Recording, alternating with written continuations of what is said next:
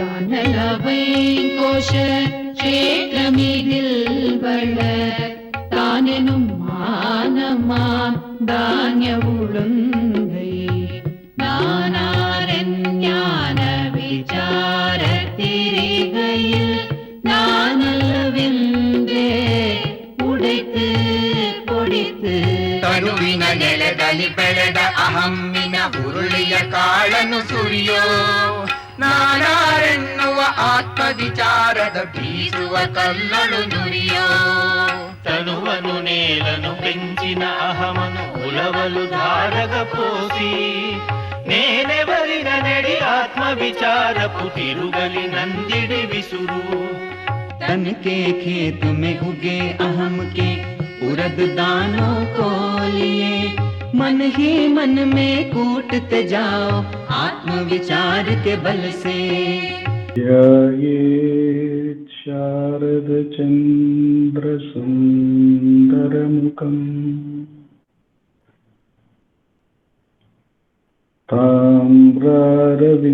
ताम्रारविंदेक्षणम् भक्ताभीष्टवराभयप्रदकरम् कौपीनमात्रोज्ज्वलम् स्वात्मानन्दरसानुभूतिविवशम्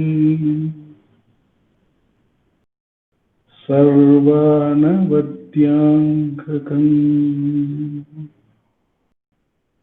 श्रीमन्तं श्रीरमणीश्वरं गुरुवरम्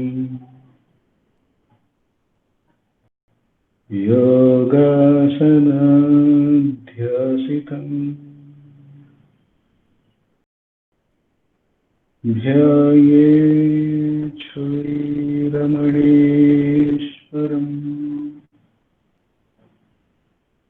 ध्यायेत् श्रीरमणीश्वरम्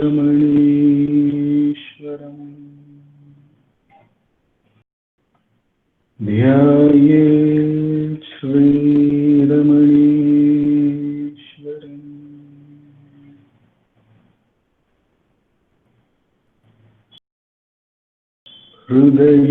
हृदयकुहरमध्ये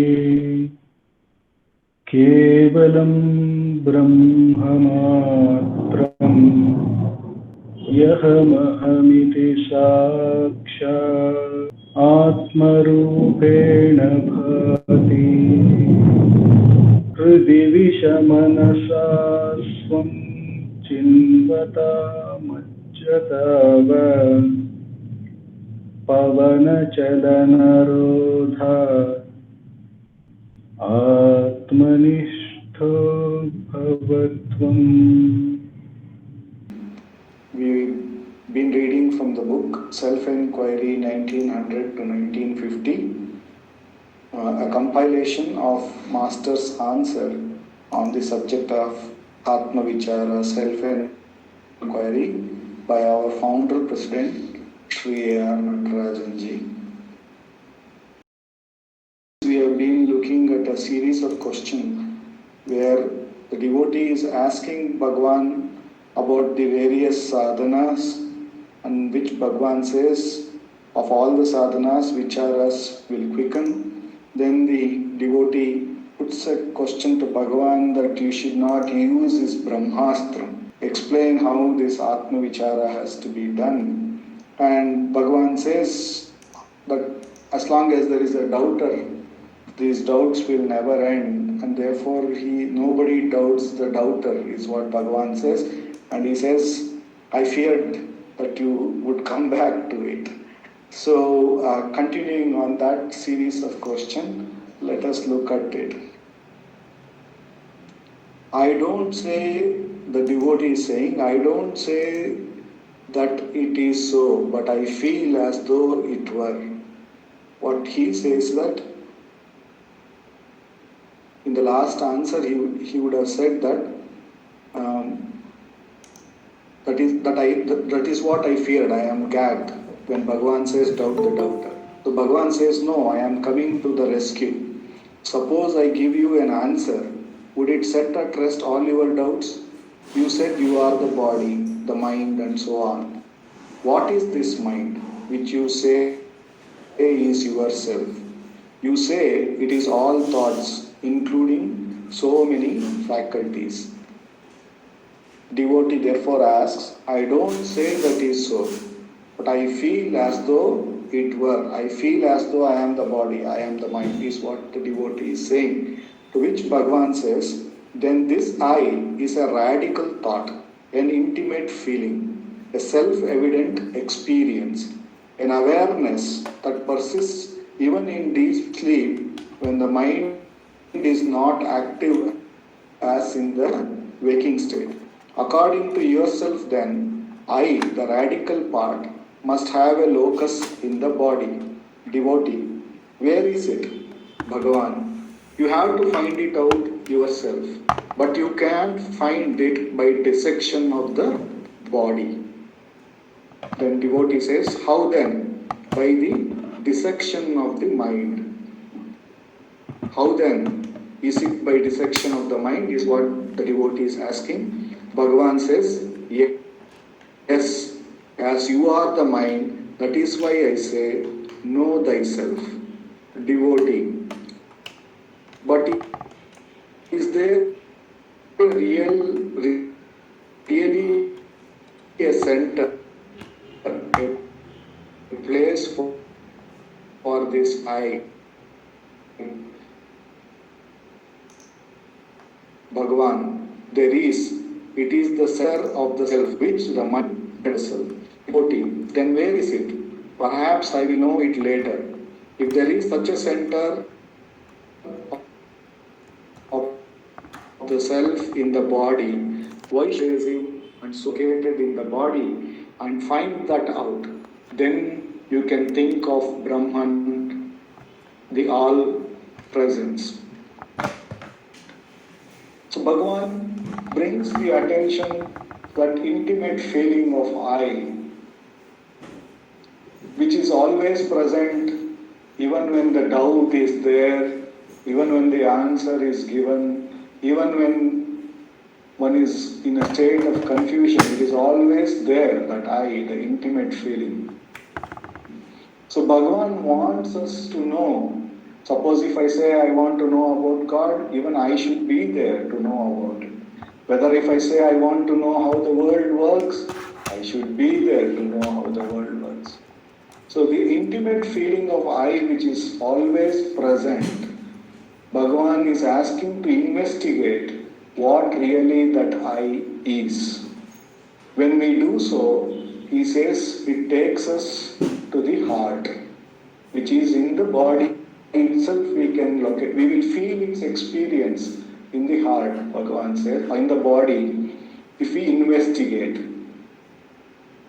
So it is the center, it is the heart, it is not the blood vessel, but it is the spiritual heart from which the mind rises and associates with this frame and associates itself with the thoughts, associates with the world, everything. But it retires back into that same heart, the self. So Bhagavan is asking us to investigate. Like, from everything is seen by the eyes, and yet the eyes cannot see itself. Likewise, it is the heart, the self, which is experiencing the mind.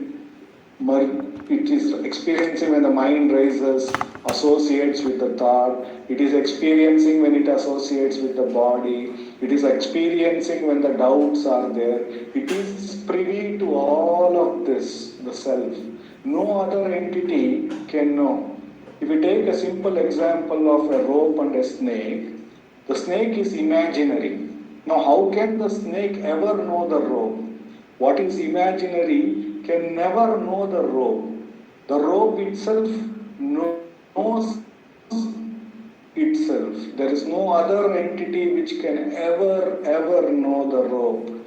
The rope, which is the adhara for the snake, when it lets go the snake imagination, it recognizes itself to be that very thing.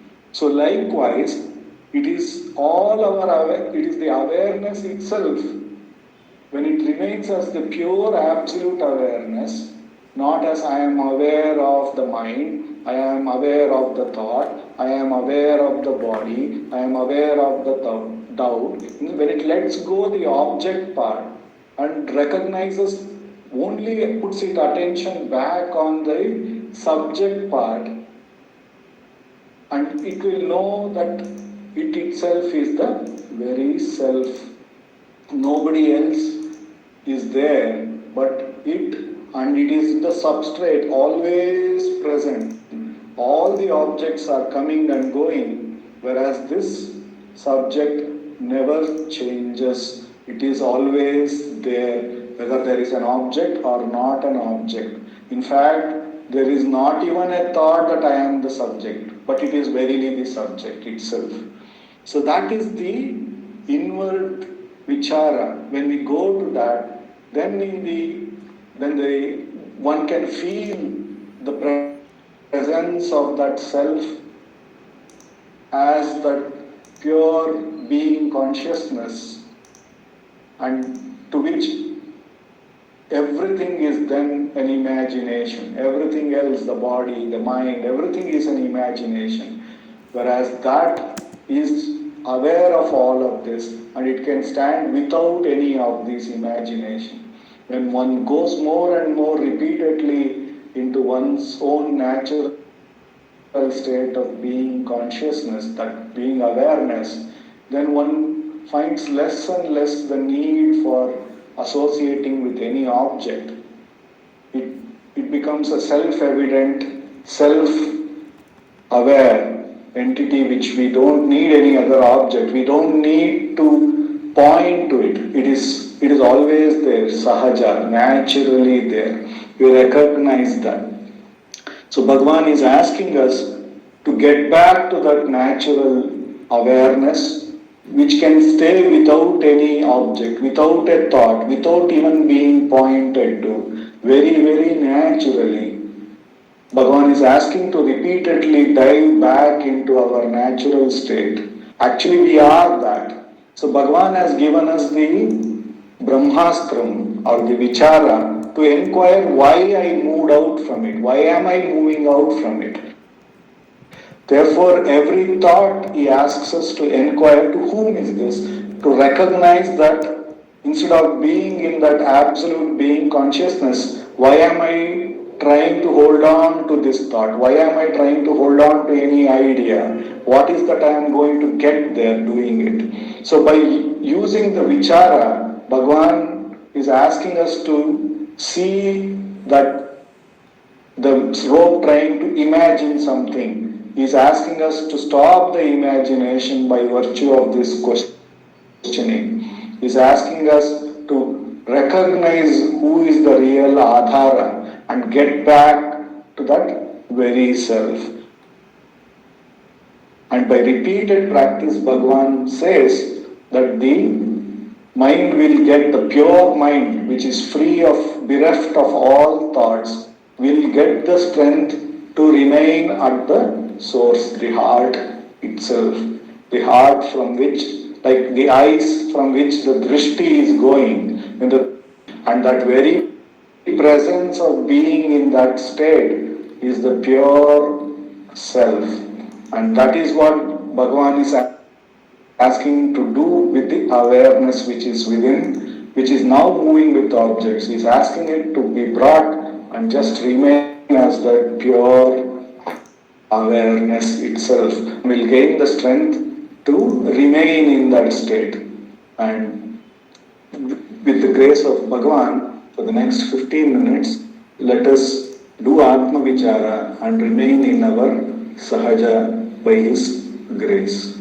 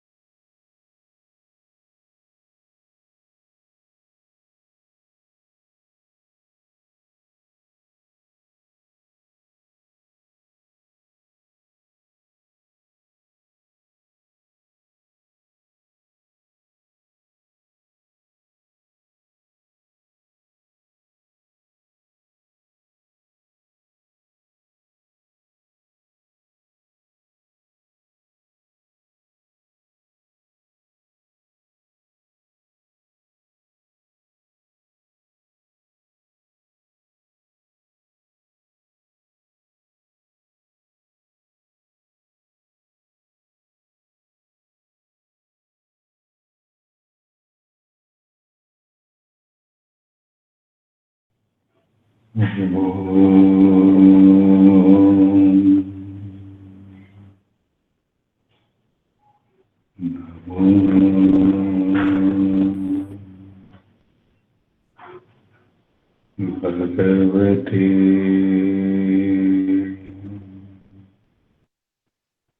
Sri Ramana Namo Ramana. Over to Sharada. Namo Ramana. Prostrations to Ramana, who shines as a self in all beings. Bhagavan's grace has been guiding us. Our effort through self-inquiry has been to abide in the self. The goal is, if we may call it a goal, we call it a goal because we seem to have moved away from what is our natural state, what is very natural to us. As we have moved away, there is a need to get back. There is a need to get back home. The place we have entered after moving away from home, coming out of home, we enter some place, and that place is called this aham, or the ego, or the entity, I am so and so, and this is the new home we seem to have entered, and suddenly there is some discomfort in being in this home. When we feel some discomfort, then we begin to seek our true home, the self. We want to get back to our true nature, to abide in the self, to abide unwaveringly in the self. Although very often we seem to be thinking that the practice is in order to get rid of thoughts, to remain thought-free. All that is true, but the goal is not to get rid of thoughts. The goal is not to do anything with thoughts. The goal is not to do anything with any object whatsoever. It is not related to any object whatsoever, but it is simple, pure, natural abidance in the self. However, we feel we are alienated from the self, and therefore we have to start inquiring why we are feeling alienated from the self. What is the problem? Why am I not able to experience that which is my own true nature? When we begin to look at that, when we begin to look, where is the alienation happening? Where do I feel a sense of being somebody? It is in the mind. It is only in my mind that I feel I am a particular entity. I am Sarada, I am someone. This experience is happening to me in my mind. And this experience is reinforced through the various thoughts. Through thoughts, the experience of being an entity is being reinforced, or rather, the thoughts are helping to sustain the identity. So long as we are caught up in thoughts, if I am caught up in a thought, I am obviously not experiencing my true nature. I am busy with the object in the form of the thought. Since we are busy with objects in the form of thoughts, we cease to experience the truth of our nature. Therefore, it is told to us to drop thoughts, to be rid of thoughts, to be away from thoughts and back in our own natural state, to be away from thoughts. So, How does one go away from thoughts? This becomes a major question for most of us, because the moment we close our eyes, of course, when our eyes are open, there are thoughts. But we may not be aware that there are thoughts when our eyes are open. When we close our eyes, we are certainly aware that there are plenty of thoughts.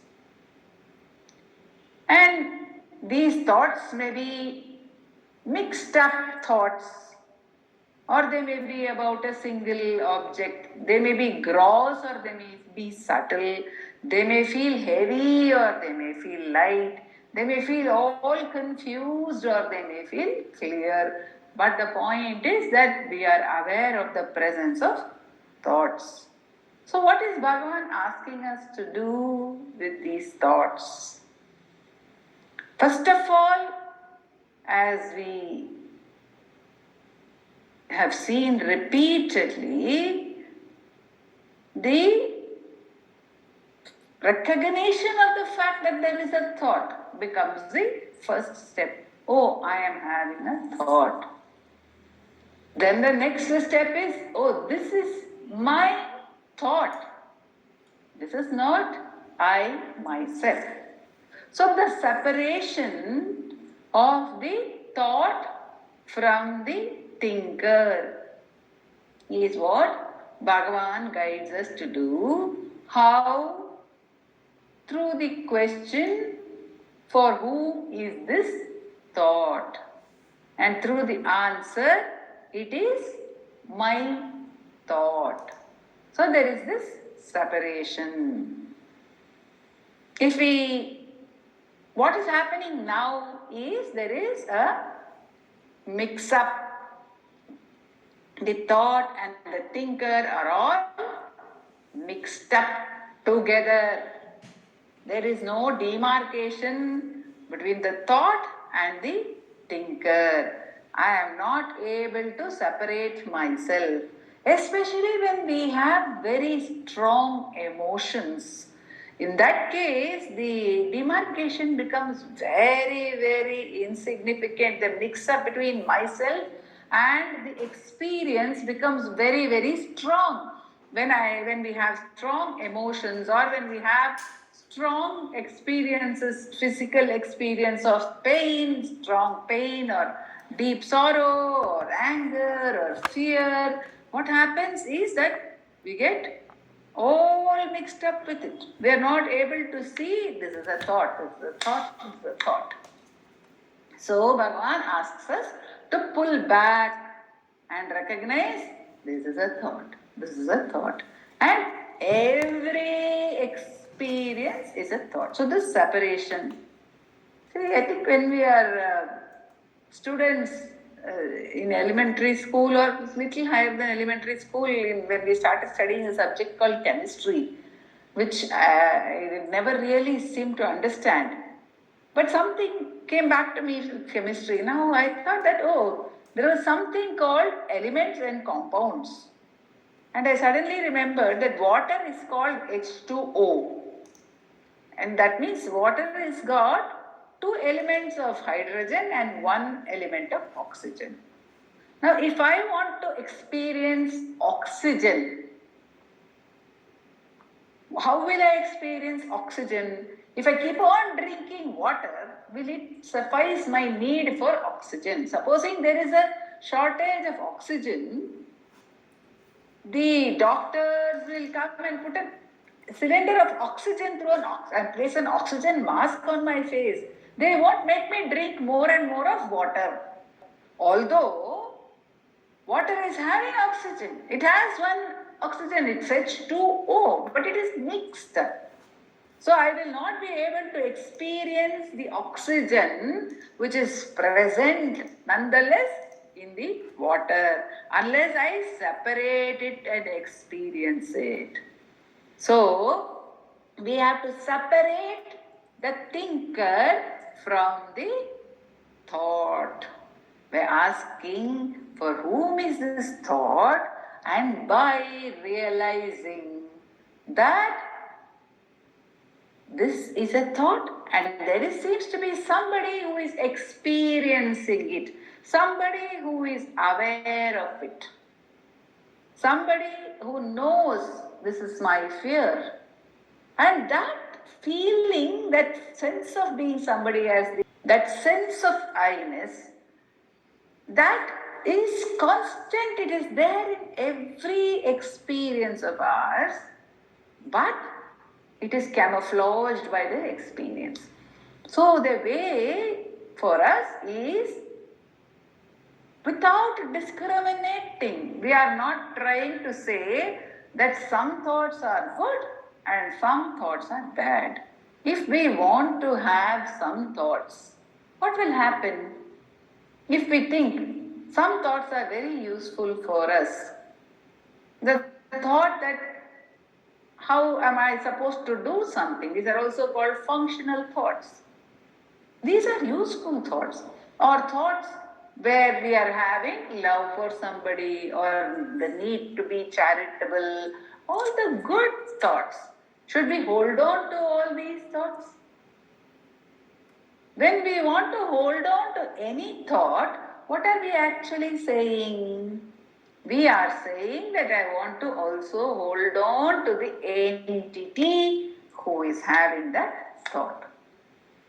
So we must recognize that all thoughts are just the same. There is no difference between one thought and another thought. They are all just the same. They're either all good, they're all ornaments of gold, so it does not matter whether one looks like a monster or one looks like a beautiful angel. If they're all made of gold, then they're all worthwhile. Or if they're all rubbish, they're all rubbish and they need to be all discarded. They're all the same. For our present purpose, they should all be treated only as rubbish, as meaningless in the experiencing of the truth. No thought, however exalted the thought is, can give me experience of my true nature. Because thought is once removed, twice removed from the self. Once removed is the thinker and then the thought. So Bhagavan says, if there are no thoughts, what happens to the thinker? See, we can recognize fear. We can recognize anger. We can recognize sorrow. We may not be, in another of our interactions, I was asking them, can you draw your anger? People could draw something symbolic of anger. Can you draw the one who is having anger? I can draw my face. If you ask me to draw the one who is having anger, I can draw my face. But is the face the one which is having the anger? Is the thought, is the anger thought the one which is experiencing the anger? No, the anger thought is not experiencing anger. It is I who am experiencing or feel I am experiencing. So two things are happening in our thoughts. One is the object and one is the feeling of oneness or awareness. Both are there. There are two feelings which come. One feeling is I am angry. So there is a sense of oneness with the object of the thought, and there is also I know I am angry. So there is awareness of the object. There is awareness of an object and there is a seeming awareness of a subject, I. And I say, I don't want to be angry, but my mind, my thoughts, they go in that direction. So who is the I who does not want to be angry? Who is the I who does not want to be afraid? Who is the I who does not want to be sad? I don't want to be angry is a thought.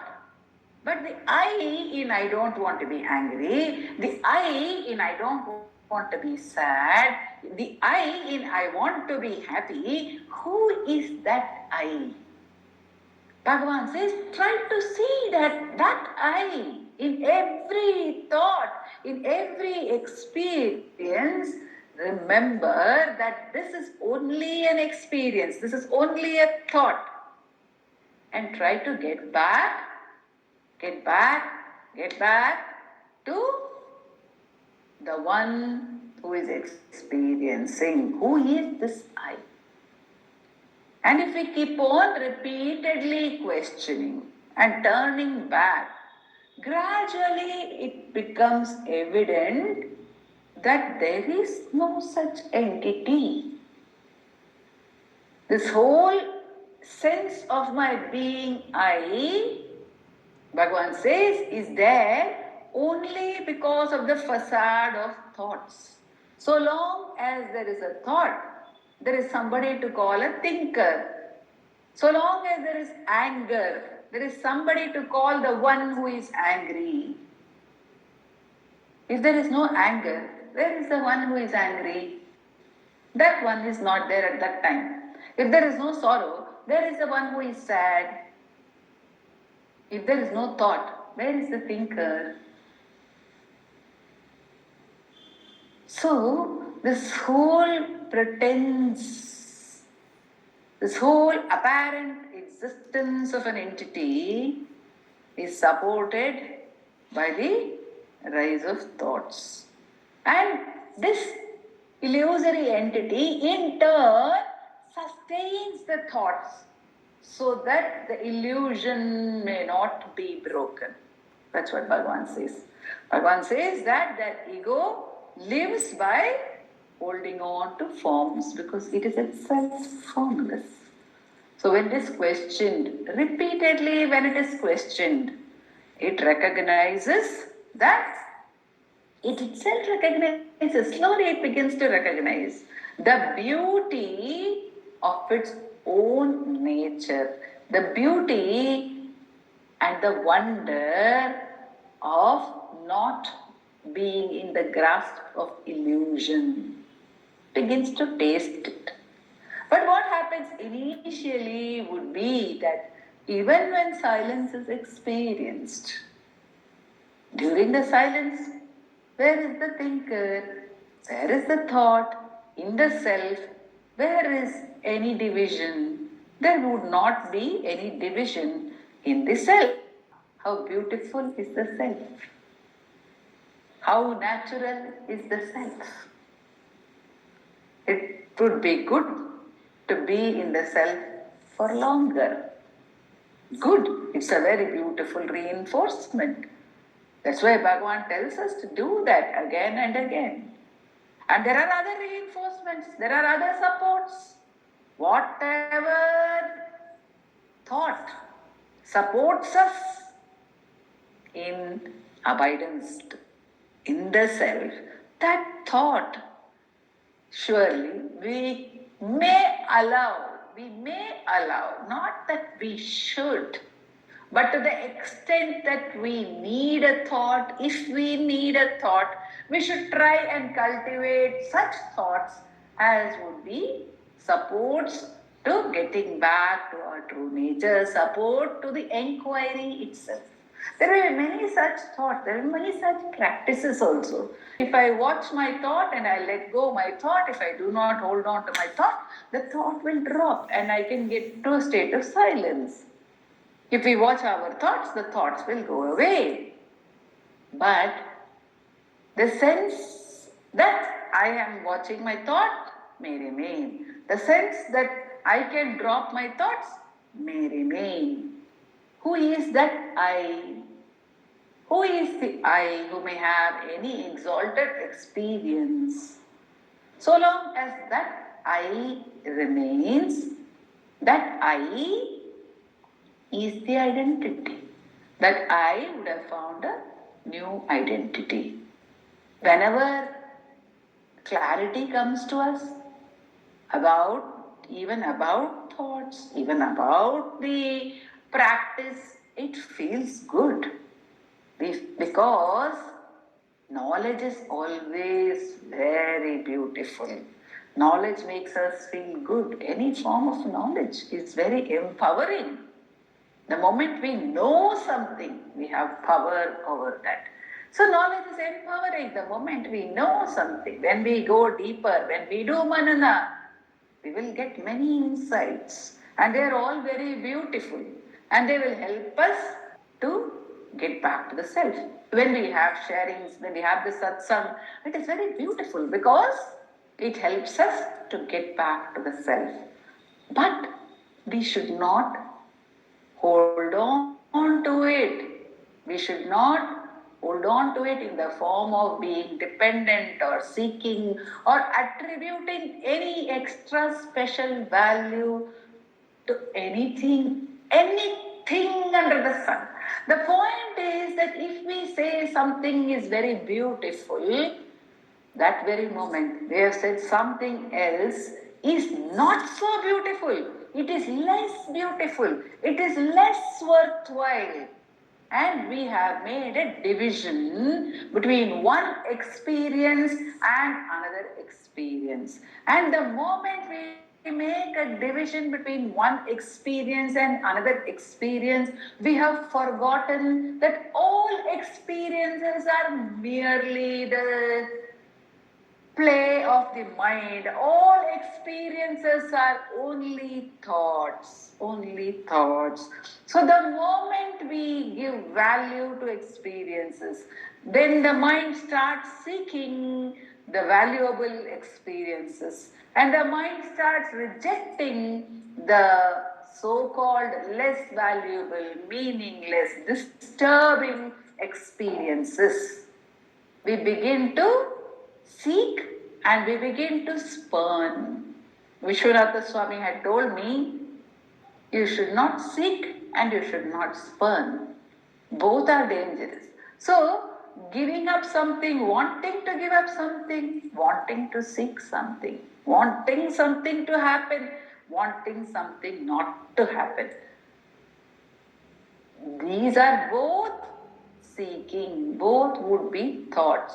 So while we must be engaged in activity until we are engaged in activity, and it does not matter, the activity that any one of us is engaged in is immaterial, because Bhagavan says we have the freedom to remain in the self during the course of the activity.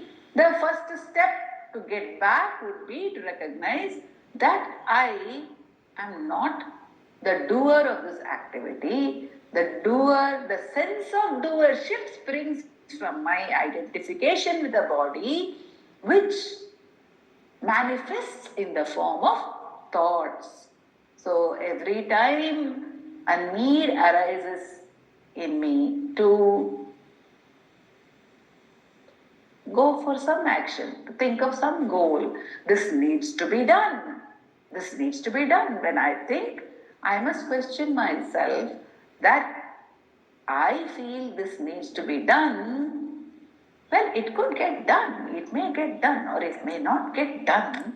And it may get done through me or through anybody. But the point is, when I feel this has to happen, when I feel that I must do something which will fructify tomorrow, I am assuming that I must continue to remain as Sarada to enjoy the fructification of this thought tomorrow. When I say I want this to happen tomorrow, that means I am presuming that I as Sarada will continue to remain till tomorrow. Even a simple thing I often think, when I put my timer, if I put my timer and sit down for self-inquiry, if I put my timer for 20 minutes or half an hour or 1 hour or whatever timer I put, if I put a timer and sit down, I often think, oh, I am very prepared to get up as Sarada at the end of the 20 minutes. That means what? That after 10 minutes, I don't want to be the self. I want to be back as Sarada. So every movement of the mind is like that. Every declaration of the mind is like that. Every thought is declaring to me, I'm Sarada, I'm Sarada. And therefore Bhagavan says, question every thought. Separate yourself from the thought and don't stop there. When you recognize this thought is for me, ask, who am I? Who am I? Who is this I who had this thought? Who is this I? Who try to see who this I is. Within ourselves, we should try and see who this I is. We keep trying to see. And often the answer is, hey, I don't seem to find anybody. If that is a thought, then again we have to question that. But it doesn't always come as a thought. It would sometimes strike as an experience that there is nobody. And sometimes it may come as a thought also. Even if it comes as a thought, one has to question it again, get back. Who is thinking? Who is thinking this? Who is thinking this? Who is thinking? I, and who am I? Who am I? I know everything in this world except the I. That's what Bhagavan says in his Amma Vidya Kirtanam. He says, Tannai aridal indri pinnai yadarihilan. When one does not know who one is, what is the big deal in understanding or knowing anything else in this world? Because it may not be the right knowledge at all. Because if the person, if the instrument which is looking at this world and grasping it is a faulty instrument, then what to say of the results it is going to give? If there is a thermometer which is not reading properly, if there is a weighing scales which is not weighing properly, we may keep on weighing ourselves every day, but it will be showing the wrong weight all the time. The thermometer will be showing the wrong reading all the time. What is the use? And it would only confuse us, right? It may make us feel happy or it may make us feel sad, and both would not be the truth. Because it is showing something wrong, it's not calibrated properly. So when this I is unknown, every reading it is making of this world, saying this is what is happening, this is what is happening, this is the truth, this is not the truth, this is what is happening. Every such statement is to be taken with not just a pinch of salt, but with plenty of salt, for those of us who like salt. Because, hey, how can I say it is true? When this I is unknown, it is not sure, I am not sure who the I is, then what all the I is constantly telling me, is constantly telling me some stories. All those stories, how do I believe? How do I believe? If we have somebody in our house whom we do not trust, or outside, or in the workplace, anybody, a person we do not trust, will we trust all the stories given by that person? When we don't trust the basic person himself or herself, how can we trust the stories or the whatever that person is telling? No matter what that person says, we will say, oh, I don't know whether this person is telling the truth or not, because this person cannot be trusted. So that is how we are with ourselves. We do not know who this I is.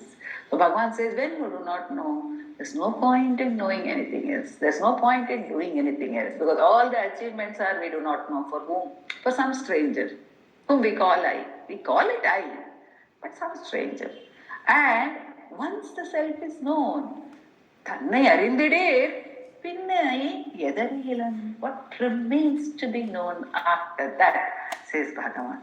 So Bhagavan is giving us a simple two-step every time, 2 steps back to the self. 2 steps back to the self. Thoughts are coming. For whom is this thought? It is for me. It is not I. It does not matter what the thought. It is my thought. Okay, I am not interested in the thought. I am interested in knowing who I am. So who am I? Who am I? And there is no answer. Because answer would be in the form of thought. So no answer. And in that silence, our own true nature is revealed. As many times as we ask the question, it is revealed again and again, until there is less and less and less of moving away, and more and more and more of conviction that nothing else matters other than the self. Om Namo Bhagavate Sri Ramana. Dileep? Yes, Akka.